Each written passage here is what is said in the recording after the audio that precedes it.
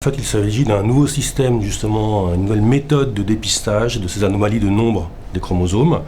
Il existe déjà actuellement, depuis une dizaine d'années, une méthode de dépistage basée sur l'analyse de marqueurs dans le sang de la maman. Et cette fois-ci, nous passons à une nouvelle technologie basée sur l'analyse de l'ADN qui circule dans le sang de la mère. Dans ce sang de la mère, on sait qu'il existe à la fois de l'ADN de la maman, bien sûr, mais également du bébé. Le dépistage actuel a une performance qui est quand même relativement bonne, mais qui ne permet pas d'éliminer avec certitude. La méthode basée sur l'analyse de l'ADN fœtal circulant va améliorer énormément cette performance du dépistage et on a la capacité quasiment actuellement d'éliminer presque à 100% la pathologie et donc d'éviter complètement ou presque complètement le recours à une méthode invasive qui sera réservée à quelques situations pour confirmer un éventuel test positif. Petite précision, le dépistage par l'ADN circulant va venir en deuxième ligne après le dépistage par les marqueurs sériques. Donc c'est un système à plusieurs étapes. D'abord le dépistage par les marqueurs sériques et l'échographie, tel qu'il se pratique actuellement. Et en deuxième intention, il y aura proposition d'un dépistage par l'ADN circulant.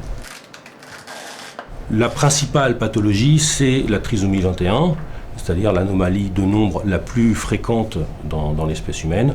Et cette méthode permet également d'éliminer ou de dépister les deux autres anomalies de nombre les plus fréquentes, c'est-à-dire la trisomie 18 ou la trisomie 13, moins connues parce que beaucoup plus rares, mais qui font partie des anomalies que l'on rencontre régulièrement malgré tout.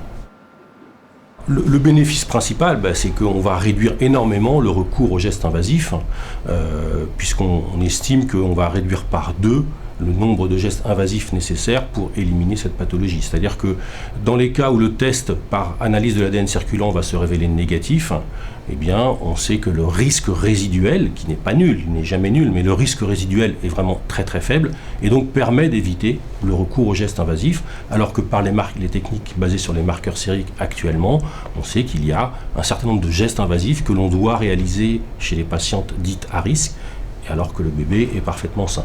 Donc c'est la performance, encore une fois, du test de dépistage qui, en s'améliorant, permet de réduire le recours aux prélèvements invasifs.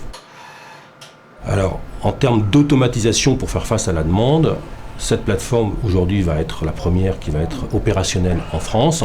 Et le gros avantage de cette plateforme, c'est encore une fois son aspect extrêmement automatisé qui permet d'avoir un débit important, donc d'offrir le test à de nombreuses patientes avec un risque d'erreur humaine limité, puisqu'on a peu d'intervention.